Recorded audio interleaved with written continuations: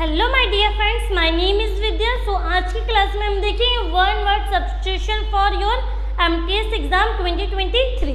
ठीक है, देखिए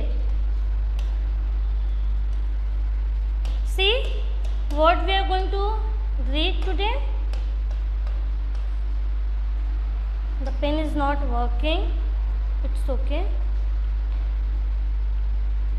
वन वर्ड सब्स्टिट्यूशन। ठीक है, देखिए हमारा जो एमटीएस एग्जाम होने वाला है इंग्लिश का, उसको हमने इंग्लिश को दो पार्ट्स में डिवाइड किया। पहला हमारे पास है इंग्लिश ग्रामर का पोर्शन और दूसरा हमारे पास है इंग्लिश वोकैबुलरी का पार्ट। ठीक है, सो आज हम इंग्लिश वोकैबुलरी में वन वर्ड सब्स्टिट्यूशन देखेंगे। टॉप 25 क्वेश्चंस देखने वाले हैं। सो चलिए स्टार्ट करते हैं। पहला क्वेश्चन आप देख सकते हो स्क्रीन पे, क्या लिखा है? अ लार्ज केज बिल्डिंग और इंक्लोजर टू कीप बर्ड्स। एक ऐसा, मतलब आप देखिए इमेज देख के आप पता लगा सकते हो कोई पिंजरा हो सकता है या फिर कोई बिल्डिंग हो सकती है जहाँ पे पक्षियों को रखा जाता हो। उससे आप वन वर्ड में क्या कहोगे? एवायरी कहोगे, एवायरी। ठीक है, इसको हिंदी में हम क्या कहते हैं? पक्षीशाला। ठीक है, अ लार्ज केज बिल्डिंग और इंक्लोजर टू कीप बर्ड्स, उससे हम वन वर्ड में कहेंगे अवायरी, पक्षीशाला। नंबर 2, स्पोकन और डन विदाउट एनी प्रिपरेशन। आप जब भी कहीं कोई फंक्शन में जाते हो, बेसिकली जहाँ पे एजुकेशनल फंक्शन होते हैं, वहाँ पे क्या होता है? एक्सटेम्पोर होता है, मतलब आप प्रायर कोई उसके ऊपर स्पीच नहीं तैयार करते हो। जब आप रैंडम जाके स्पीच देते हो, उससे हम बोलते हैं एक्सटेम्पोर। चलिए, a hole or tunnel dug by small animals specially rabbit as a dwelling. देखिए तो आपने गड्ढा देखा होगा इस प्रकार का। बेसिकली कौन इस गड्ढे को बनाता है? आप बोल सकते हो रैबिट, इट मीन्स खरगोश। तो इस गड्ढे को हम इंग्लिश में ब्यूरो बोलते हैं। वैसे गड्ढे की तो नॉर्मली पिट होती है, नॉर्मली इंग्लिश क्या होती है? पिट। लेकिन जब वो रैबिट ने उस गड्ढे को किया हो तो उसका नाम क्या पड़ जाता है? ब्यूरो। सेफ टू ड्रिंक, मतलब एक ऐसा पानी जो पीने के योग्य हो, तो उस पानी को हम इंग्लिश में बोलते हैं पोर्टेबल। क्या बोलोगे आप? पोर्टेबल। ठीक है, चलिए, lasting for a very short time, मतलब कुछ ऐसा चीज जो बहुत ही छोटे समय के लिए आपके पास हो, तो उसे बोलते हैं एफिमेरल। ठीक है, ephemeral. A form of government in which power is held by the nobility. Nobility क्या होते हैं? अपर क्लासेस होती, अपर कास्ट होती है नोबिलिटी। ठीक है, तो उस फॉर्म ऑफ गवर्नमेंट को हम बोलते हैं एरिस्टोक्रेसी। क्या बोलोगे आप? एरिस्टोक्रेसी। चलिए, a form of government in which monarch at the head, तो उस फॉर्म ऑफ गवर्नमेंट को बोलते हैं मोनार्की। जैसे हमारे इंडिया में क्या चलता है? डेमोक्रेसी। कौन सा फॉर्म ऑफ गवर्नमेंट है? डेमोक्रेसी। लेकिन कई पार्ट्स ऑफ द कंट्री में डिक्टेटरशिप चलता है, मोनार्की चलता है, एरिस्टोक्रेसी चलता है। ठीक है, चलो next, a building where animals are butchered, मतलब एक ऐसा जगह, एक ऐसी बिल्डिंग जहाँ पे एनिमल्स को क्या किया जाता हो? कट किया जाता हो, तो उस जगह को हम बोलते हैं अबैटोर, अबैटोर। ठीक है, चलिए, a building containing tanks of live fishes of different species.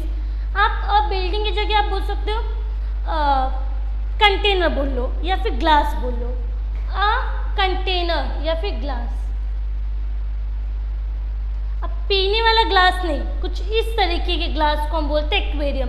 इसमें क्या होता है? बेसिकली कुछ हमारा एक्वेरियम इस टाइप का होता है, इसमें जिंदा मछलियाँ रखी जाती है। लाइव फिशेस मतलब जिंदा मछलियाँ ऑफ डिफरेंट स्पीशीज, कई अलग अलग प्रजाति के। तो इस बॉक्स को, मतलब जिसमें का पानी होगा, लाइव फिशेस होंगी डिफरेंट स्पीशीज के, उसको हम कहते हैं एक्वेरियम। क्या बोलोगे आप? एक्वेरियम। चलिए, a place where a dead person body cremated, एक ऐसी जगह जहाँ पे मृत शरीर, डेड बॉडी मतलब मृत शरीर को जलाया जाता हो या फिर दफनाया जाता हो, तो उसे आप बोल सकते हो क्रीमेटोरियम, क्रीमेटोरियम। ठीक है, चलिए। A small shelter for a dog, ठीक है, जैसे हम इंसानों को जो शेल्टर होता है उसे हम होम कहते हैं, वैसे ही जहाँ पे डॉग्स रहते हैं ना, उनके घर को हम इंग्लिश में कैनल बोलते हैं। क्या बोलोगे आप? कैनल।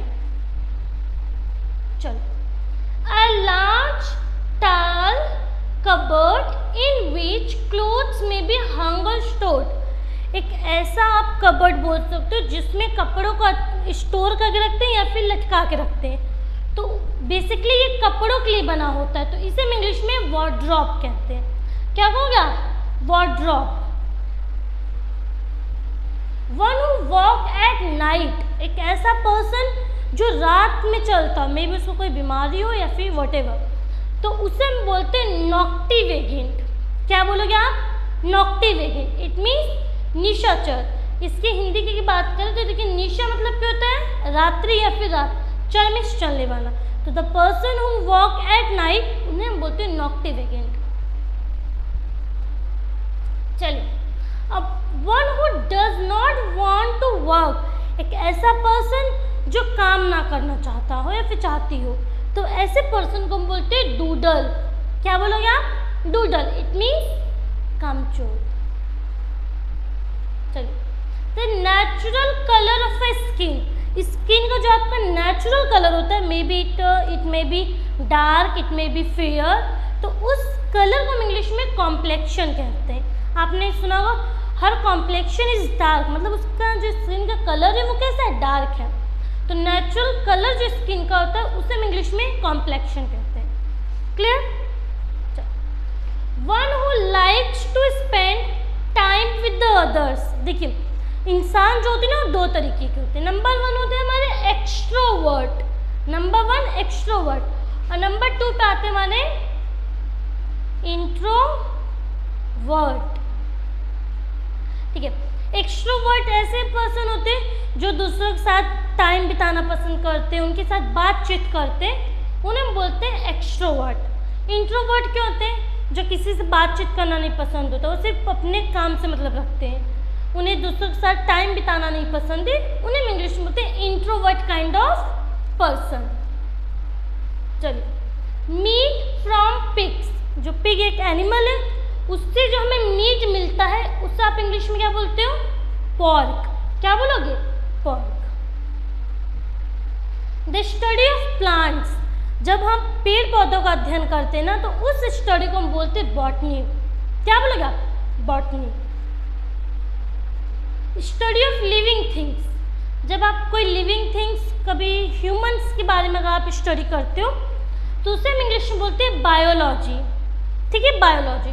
और जब आप एनिमल्स का स्टडी करते हो, study of animals is known as zoology. ठीक है, zoo means animal, logy means study. Study of animals is known as zoology, study of living things is known as biology. चलिए, one who is without parents, एक ऐसा बच्चा जिसके parents ना हो, उनकी डेथ हो चुकी हो, तो उस बच्चों को हम इंग्लिश में ऑर्फन कहते हैं। क्या बोलोगे आप? ऑर्फन। और ऑर्फन मतलब क्या होता है? अनाथ। चलिए, company having operations in many different countries, एक ऐसी कंपनी जो दूसरे देश में अपना काम फैलाए हो, मतलब उनका काम दूसरे देश तक भी हो, तो वो वहाँ पे भी फंक्शन करते हैं, तो ऐसे कंपनीज को हम बोलते हैं मल्टीनेशनल कंपनी। लाइक एक कोई भी कंपनी है वो इंडिया में भी है, वो यूएसए में भी है, और ऐसे अदर कंट्री में है, तो ऐसी कंपनीज को हम कहते हैं मल्टीनेशनल कंपनी। चलिए, 2 वीक्स, 2 वीक्स मतलब क्या होता है? 2 सप्ताह। वीक मतलब क्या होता है? सप्ताह। तो 2 सप्ताह, इट मीन्स 14 डेज को हम इंग्लिश में वन वर्ड में क्या कहते हैं?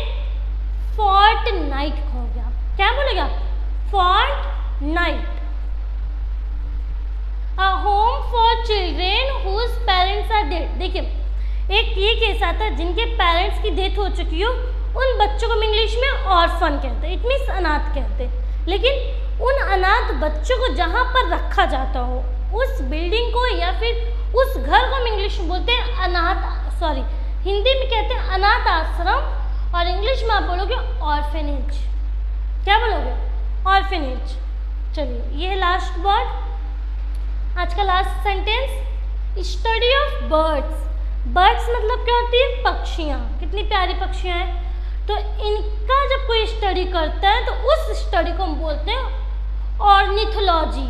क्या बोलोगे आप? ऑर्थिनोलॉजी। ठीक है, हमेशा याद रखिए, लॉजी से हमें पता चलता है स्टडी। लॉजी मीन्स क्या होता है?